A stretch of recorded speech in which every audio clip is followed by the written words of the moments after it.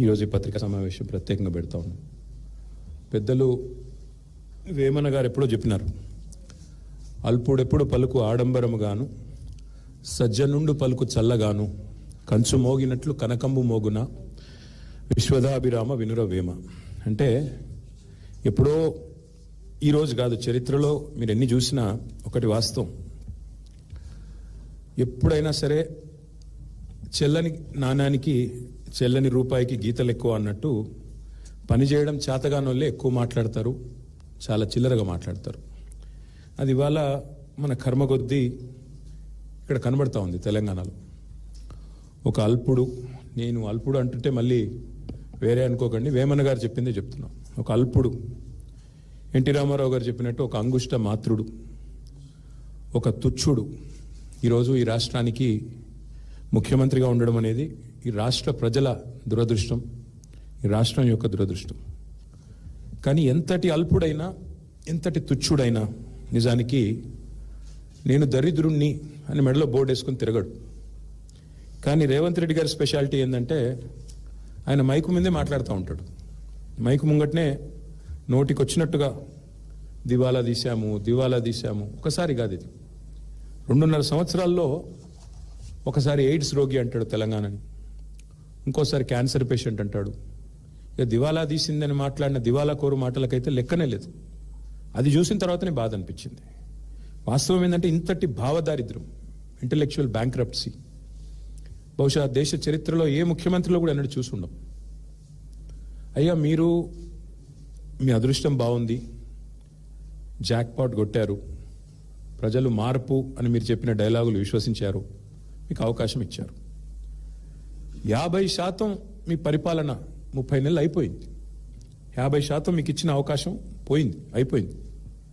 ఇప్పటికైనా 4 మంచి మాటలు, మీ ప్రభుత్వంలో మీరు ఏం చేశారో, ప్రజలకు మీరు ఇచ్చిన హామీల్లో ఎన్ని నెరవేర్చారో, లేదైనా ఒక జిల్లాకి పోతే ఆ జిల్లాకు మీరు చేసిన అభివృద్ధి, మీ వల్ల జరిగిన మంచి పనులు అవి చెప్తారేమో అని చూస్తాం.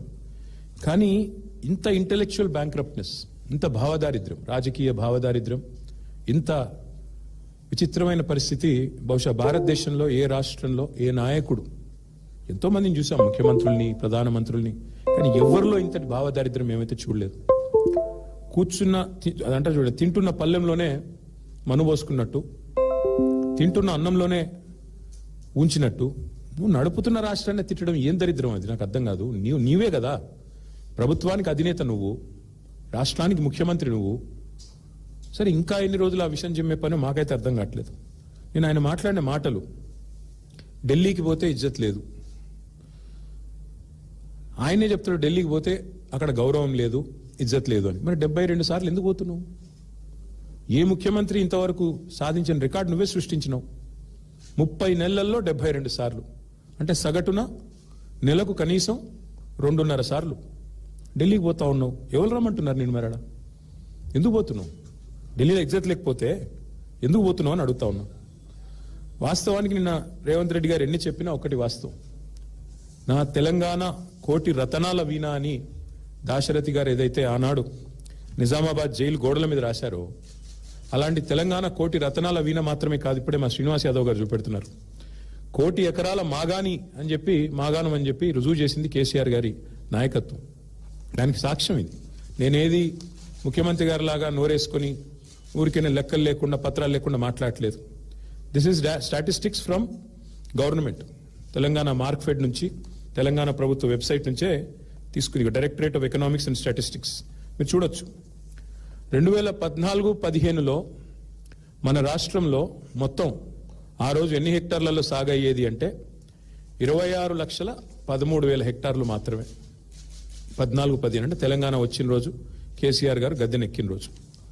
కేసీఆర్ గారు గద్దె దిగిన రోజు 2023-24 59.89 లక్షల హెక్టార్లు అంటే 1 కోటి ఎకరాల మాగాణం పెరిగింది. కేసీఆర్ గారి పరిపాలనలో 1 కోటి ఎకరాలు అదనంగా సాగులోకి వచ్చిన మాట వాస్తవం.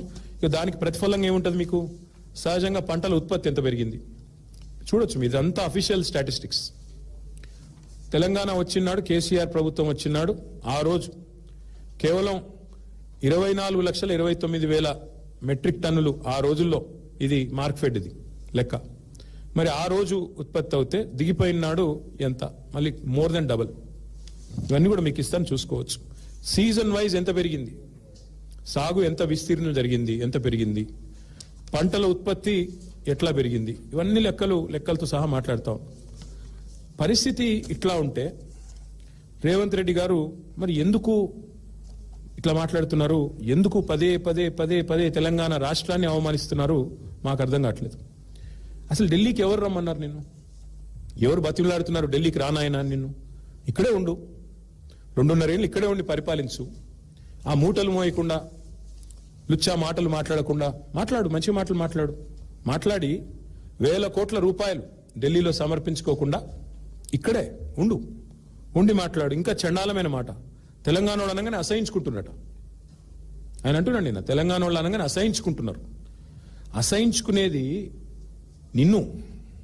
నువ్వు చేసిన దివాలాకోరు రాజకీయం, నువ్వు చేసిన వెధవ పనులు, ఓటుకు నోటు కేసులో దొరికిపోయిన విధానం, ఇవన్నీ నేను చూడగానే గుర్తొస్తున్నాయి. దొంగను చూసినట్టు చూస్తున్నారు. అవును, చూస్తారు. దొంగను దొంగలాగానే చూస్తారు, ఇంకోలాగా చూడరు. దొరను దొరలాగానే చూస్తారు, దొంగను దొంగలాగానే చూస్తారు. That is the world.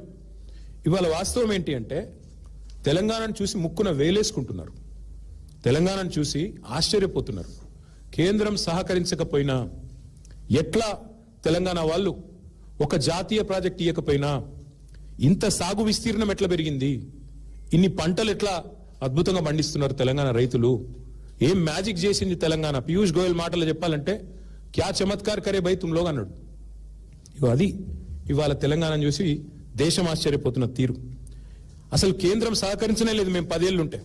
కానీ ఒక నేషనల్ ప్రాజెక్ట్ స్టేటస్ ఇవ్వకపోయినా అవతల వేరే రాష్ట్రాల్లో దశాబ్దాలుగా